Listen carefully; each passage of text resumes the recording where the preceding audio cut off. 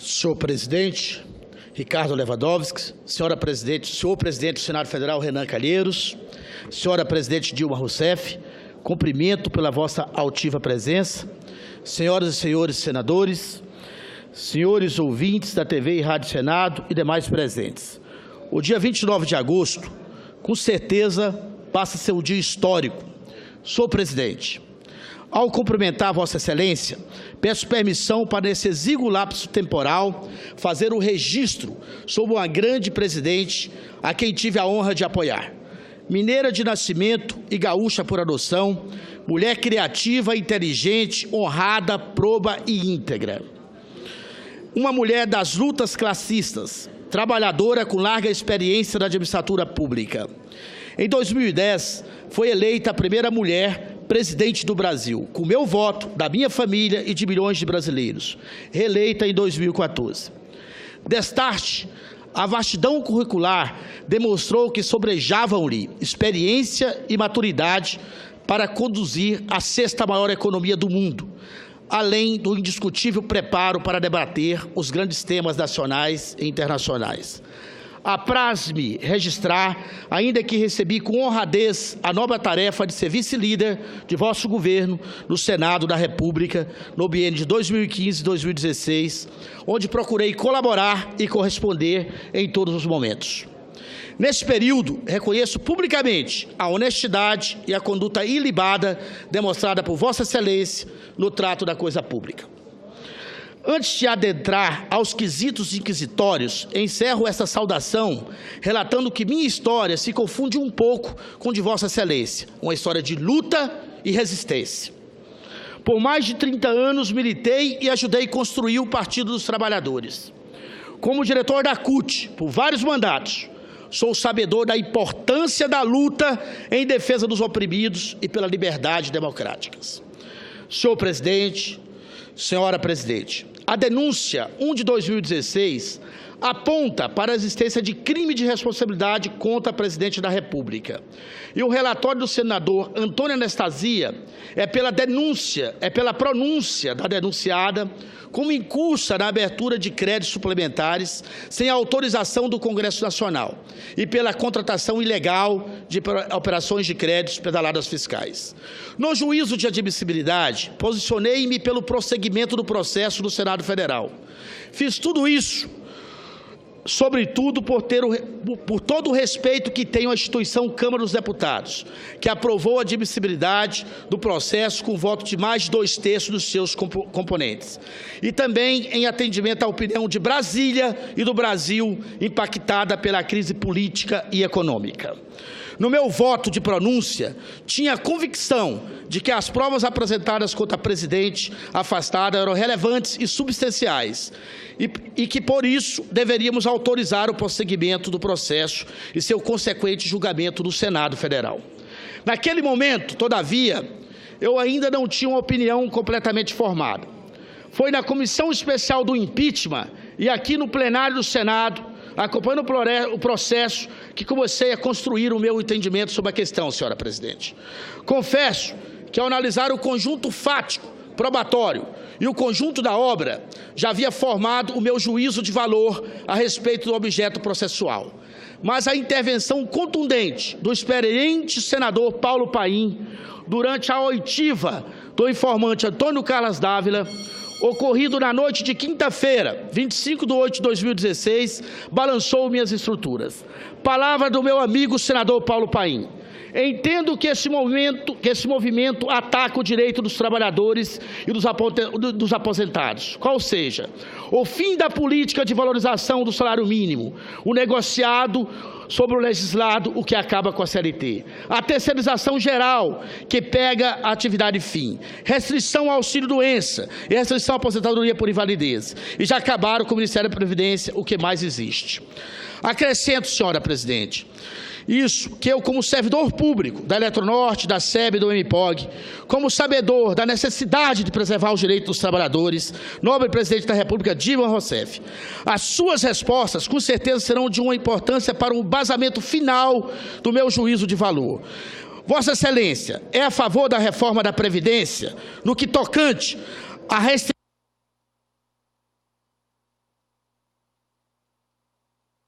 Vossa Excelência conclui. No tocante à restrição ao auxílio-doença, a restrição à aposentadoria por invalidez e ao estabelecimento da idade mínima para a aposentadoria, em decorrência da crise econômica, Vossa Excelência é a favor de suprimir os direitos adquiridos dos trabalhadores aposentados? Se necessário, qual a sua proposta de reforma da Previdência Social? Concluindo, independente do resultado do processo, Vossa Excelência continuar na luta política em defesa dos direitos sociais adquiridos nos últimos governos, inclusive no seu governo? Quais suas propostas para o retorno do pleno emprego e do desenvolvimento econômico em nosso país? E para finalizar, quais as reformas essenciais para colocar o Brasil nos trilhos? Como homem, senador da infraestrutura, creio que a priorização desse setor, do turismo e das energias renováveis é essencial para a superação da crise. Muito obrigado, senhora presidente. Agradeço, senador Hélio. Senhora presidente, com a palavra.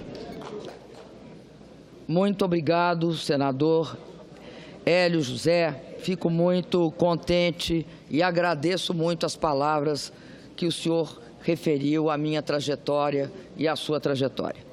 Quero dizer, senador, que o meu compromisso continua sendo o desenvolvimento econômico com a inclusão social.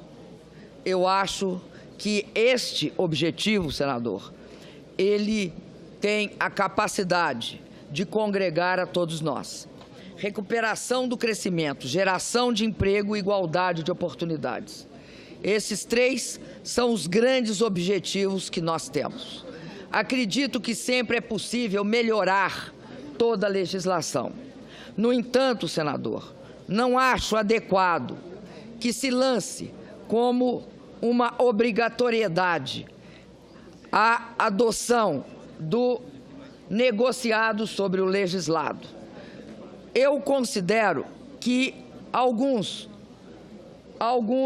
agrupamentos sindicais com grande poder de negociação podem até construir em acordos coletivos o primado do acordado sobre o legislado, mas o conjunto dos trabalhadores do país ficaria à mercê da falta ou da diferença de correlação de forças, pela simetria das forças entre trabalhadores e empresários. Acredito que a CLT não é algo ultrapassado. É impressionante que uma legislação que tinha por objetivo acabar com a questão da República Velha, que o problema social era uma questão de polícia, é impressionante que essa legislação, que construiu o direito a uma jornada de trabalho que, posteriormente, a Organização Internacional do Trabalho considera adequada, que garante o pagamento de horas extras, 50% nos dias normais e 100% nos dias trabalhados. É impressionante, senhor senador, como esta legislação beneficiou o país. O nosso país tem hoje uma situação trabalhista melhor do que se estivéssemos à mercê desta política da velha República, em que não havia tempo de trabalho definido, nem tampouco garantia de direitos mínimos. Fiquei estarrecida, senhor senador, com este ambiente que foi criado, que permitiu que alguém viesse de público dizer que defendia jornada de 80 horas. Mesmo se a pessoa equivocou-se, o que eu considero muito possível, e queria falar 60, mesmo assim, é um absurdo nessa etapa da vida política e democrática do país e da vida econômica do país propor uma jornada de 60 horas.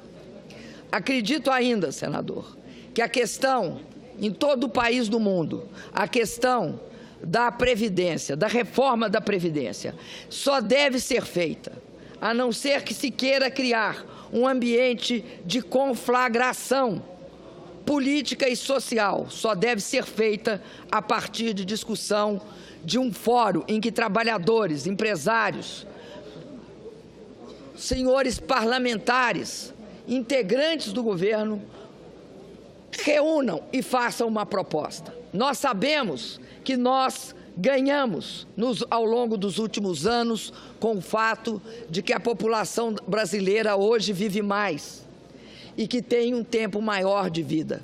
Nós sabemos disso. Nós sabemos também que nós temos um processo de envelhecimento.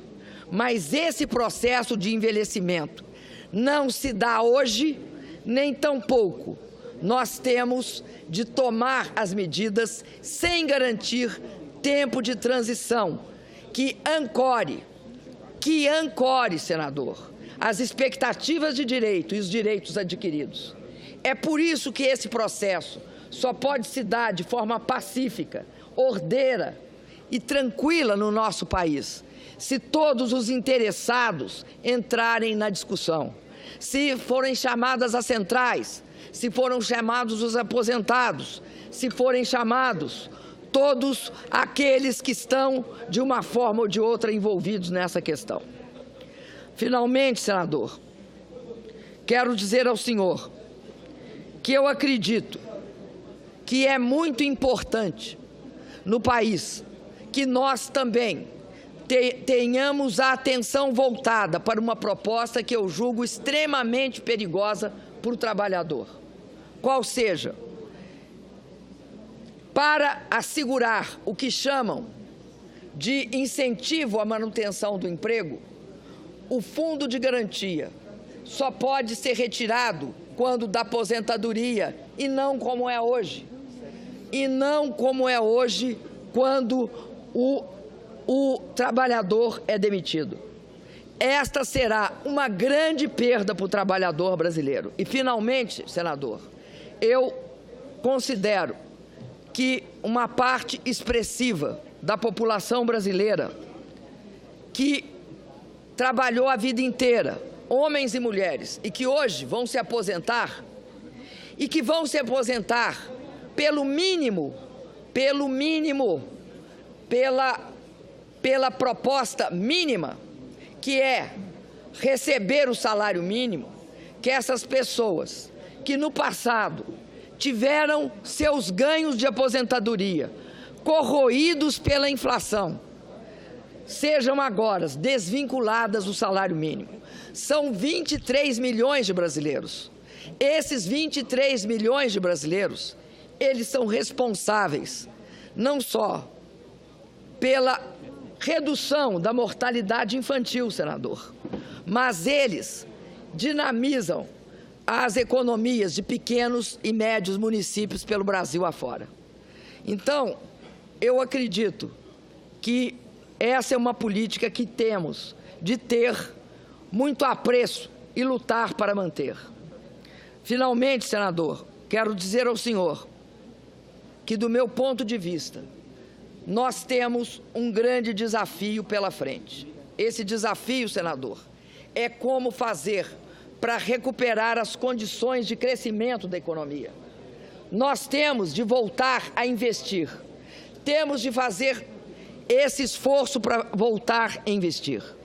E, para isso, é fundamental, 1, que a inflação se reduza. 2, e, portanto, é extremamente perigosa a política de valorização do real. A política de valorização do real, ela pode ser responsável por impactos muito fortes na inflação. Acredito também, num segundo momento, acredito também, senhor senador, que nós temos obrigação de voltar a investir. Acusam o meu governo de ter deixado um canteiro de obras. Todas as propostas que nós fizemos no início de 2016 foi para ter recursos, para ampliar a meta, reduzir a meta do resultado primário, para ampliar as condições de investimento nessas obras, que estão em andamento, senador, e que cada vez que ficam paralisadas, provocam um grande prejuízo ao país. Quando eu vi o déficit previsto de 170 bilhões de reais, eu pensei, talvez vão fazer uma coisa boa, vão utilizar esses recursos para retomar as obras de infraestrutura social. Mas não, senador, eles foram julgados pela janela com outros gastos. Eu não sou contra os outros gastos, só acho que diante da crise há que ter prioridade. E a prioridade é retomar um investimento público, garantir a expansão do crédito e assegurar que, com a queda da inflação, nós possamos reduzir a taxa de juros, que no Brasil tem, de fato, um componente de inequívoca pressão altista. Eu diminuí as taxas de juros no meu governo, não eu, mas todo o processo econômico que possibilitou a redução das taxas de juros decorreu de uma melhoria do ambiente econômico, porque a inflação estava baixa e porque poderíamos, sim, assegurar uma melhor situação monetária ao país. Essa redução, ela foi feita de forma gradual pelo Banco Central. E aí nós obtivemos as menores taxas de juros da história do Brasil. No entanto, as pressões logo em seguida voltaram a elevar essas taxas. Não é possível, senador, achar que o aumento dos cortes, o aumento do déficit, aliás, o aumento do superávit ou uma meta abusiva contribua para o país sair da crise. Não contribui, senador. E não sou eu que digo, repito mais uma vez, Fundo Monetário Internacional. Muito obrigada, senador.